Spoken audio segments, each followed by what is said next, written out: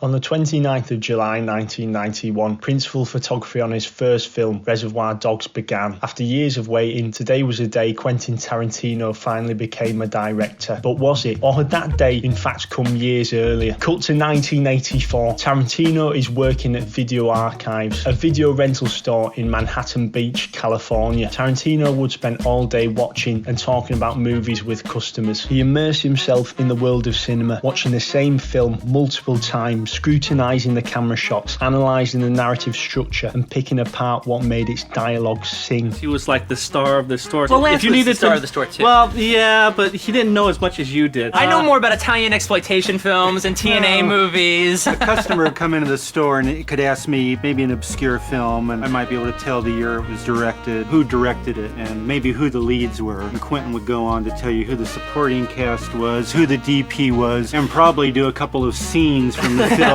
with the dialogue verbatim. You know, that's the difference between Quentin and I. While I thought about it for a long time and always figured I would do that eventually, here he's talking about directing movies. I did fall asleep for a few years, says Tarantino. The director clearly enjoyed working at Video Archives, but by his own admission, he was living his life on standby. It's one of those things where it's like, well, this isn't my dream. This isn't what I wanted to do, working at a video store for years. I wanted to actually make movies. But it's dream adjacent. It's close to my dream. I get to watch movies all fucking day. One of these days I'll... Right, but you didn't have the fire. I didn't have the fire. At this point, it seems like Tarantino has two options. He either settles into his life at Video Archives forever, or he goes for it. Now, the first option doesn't exactly sound like it would have been a terrible outcome, but he's Quentin Tarantino. He's got stories to tell. Tarantino was about to have a late night conversation with his friend Steve-O, who was 5 years older than him. Steve-O was going through a rough patch. He was frustrated with his life, and Tarantino would sense this frustration and use it as a catalyst. This night seems pivotal in Tarantino's journey to becoming a director. I mean, he was like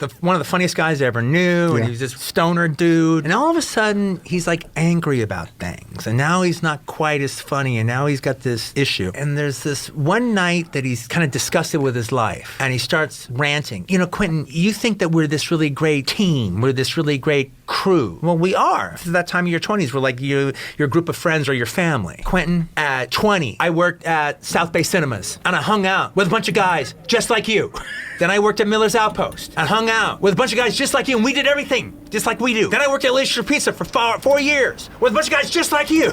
I wasted my life hanging out with a bunch of guys just like you. Next thing you know, you're 28, and the only jobs you've ever had are minimum wage jobs behind a counter that were designed for kids to pay for their gas. I knew oh my God, he's telling me the truth. I'm learning something here. Anyway, I'm turning 25 around this time. So I'm having my own little, okay, well, what have I done with my life so far? So far, fucking nothing. But I'm seeing what it's like 5 years from now when you turn 30. Yeah, window to the future. I decided to change my life. After this conversation with Steve-O, he moved from the South Bay to Koreatown to be closer to the action. And literally, the minute I kind of moved out there, I met a guy who wrote low-budget horror movies. Yeah, you meet one person and that introduces you to 3 other people. Now, all of a sudden, I actually knew people who were actually making movies. Quentin Tarantino returned to Video Archives in 1993, but this time he wasn't there to clock in. His first feature film, Reservoir Dogs, had just come out on video, and he was there to promote it. 3 years later, his film Pulp Fiction would go on to win the Academy Award for Best Original Screenplay. My buddy remembers the funny-looking guy from the video store who stopped working there and then showed up at the Oscars, and he was like, hey, that's a funny looking guy. I guess he really did know about movies. I just want to know, did you have a fantasy about this happening when you were actually working here?